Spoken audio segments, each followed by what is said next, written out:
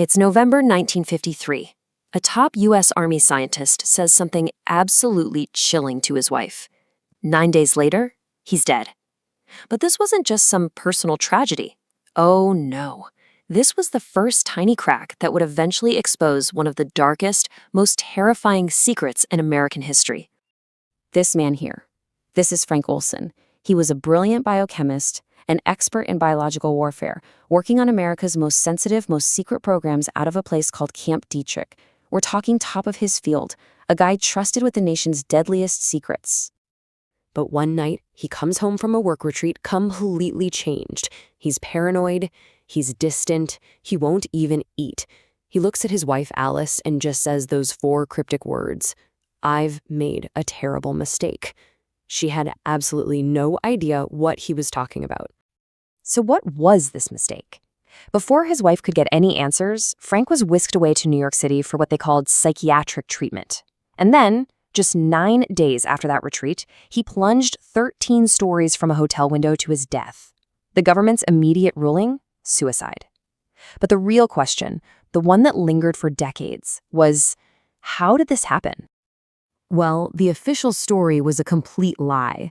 It was a cover-up for something so sinister, it sounds like it was ripped straight from a spy novel. You see, Frank Olson's death was a single loose thread, and when it was finally pulled, it unraveled a nightmare of secret government experiments and truths that had been buried on purpose. Welcome to Veiled Histories. So, to really get the big picture, we have to go back. We have to go back to that retreat and figure out what really happened to Frank Olson. Okay, so the retreat was held at this remote cabin out in Maryland. The host was a guy named Sidney Gottlieb, a CIA chemist. And after dinner, Gottlieb did something unbelievable. He secretly spiked a bottle of Cointreau liqueur with a powerful, and at the time pretty new, hallucinogen, LSD. And who were his test subjects? His own unsuspecting colleagues. Frank Olson drank it, with absolutely no idea he had just become a guinea pig in a secret government experiment. For the next 20 years, 2 decades, the Olson family believed that their father had suffered some sort of sudden, tragic, nervous breakdown that led him to take his own life. Why would they think anything else? The U.S. government kept its secret locked down tight. So what changed?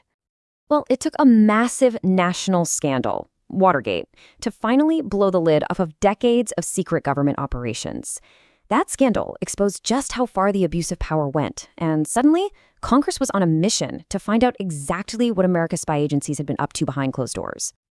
And this is how they did it. This is the Church Committee. It was formed in the 1970s, and its entire job was to investigate illegal activities by the CIA, the FBI, you name it.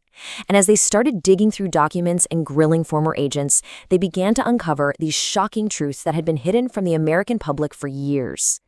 And buried deep, deep in the testimony and in the handful of documents that somehow survived a mass destruction order from the CIA director himself, investigators finally found a name. The name of the program that cost Frank Olson his life. Project MKUltra. So what was it? Project MKUltra was the CIA's top secret and deeply illegal mind control program. It was born out of Cold War paranoia. The agency became absolutely obsessed with these rumors of Soviet brainwashing techniques used on American prisoners of war in Korea, and they decided they had to have their own.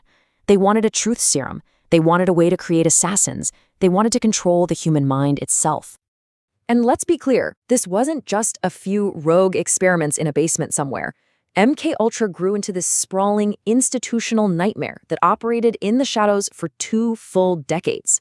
The program ran for 20 years, and it wasn't just in some secret lab. The CIA used these front organizations to funnel money to over 80 different institutions. We're talking universities, hospitals, prisons, even pharmaceutical companies. They were all conducting these experiments, many without any clue that the CIA was their ultimate sponsor. And then, just before the whole thing was about to be exposed, the CIA director ordered all the records destroyed in a desperate attempt to erase it from history. The methods they used? They're just pure horror. Subjects were given huge doses of LSD without their knowledge or consent. Doctors were using electroshock therapy at 30 to 40 times the normal power. They used hypnosis, sensory deprivation, put people into drug-induced comas for months on end. And who were the targets? Well, in the chilling words of one CIA officer, they were people who could not fight back. Mental patients, prisoners, drug addicts. the most vulnerable people in society. The secrets of MKUltra were buried for 20 years. Here on Veiled Histories, we believe uncovering these truths is essential, no matter how long they've been hidden. If you agree, help us continue this work by subscribing and turning on notifications. It ensures these stories are not forgotten. One of the absolute worst subprojects took place here, at the Allen Memorial Institute in Montreal. A respected psychiatrist, Dr. Ewan Cameron, took CIA funding to conduct something he called de-patterning experiments. Patients like Jean Steele, who checked in for something as common as postpartum depression, were subjected to massive electroshocks and put into drug-induced comas. The goal? To literally wipe their minds clean, to reduce them to a childlike state. Many, like Jean, were left permanently, catastrophically damaged. And this isn't just speculation. This is written down in a declassified CIA memo. They were actively looking for substances that would promote illogical thinking and impulsiveness to the point where the recipient would be discredited in public. Think about that. They also wanted drugs that could produce physical disablement, such as paralysis of the legs. This wasn't about getting information. This was about destroying people. So, the secret's out. The story breaks. What happens next? What were the consequences for the victims and for the men who ran this horrifying program?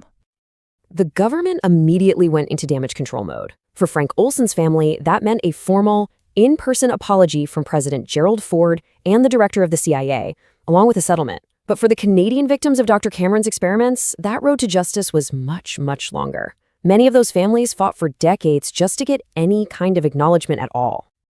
After finally admitting that Frank Olson had been drugged with LSD without his knowledge, the U.S. government paid his family a settlement of $750,000. In stark contrast, Allison Steele, Jean's daughter, received just $100,000 from the Canadian government in 2017. That was a full 60 years after her mother was experimented on. The true gravity of what MKUltra represents is captured perfectly in this dissenting opinion from a Supreme Court case. Justice William Brennan directly brings up the Nuremberg Code. You know, the very standard the United States used to prosecute Nazi doctors for experimenting on human beings after World War II. It was a staggering, breathtaking display of hypocrisy. The U.S. government was secretly violating the exact principles it had championed on the world stage. The program was officially shut down, but its shadow is long. So what is the final, enduring lesson of MKUltra? You know, the legacy of MKUltra is really this chilling, cautionary tale. It proves how fear can drive a democracy to adopt the methods of a tyranny. It's a flashing red light, a warning about what happens when government agencies operate in total secrecy with zero oversight. And because those files were destroyed, we are left with this enormous, unresolved mystery. We will simply never know the full story, how many victims there truly were, or the full horrifying extent of what they endured. And that leaves us with one final haunting question. It's the central dilemma that MKUltra forces us all to confront. And it's one that is just as relevant today as it was 70 years ago. When secrets are kept to protect a nation, who protects the people from those secrets?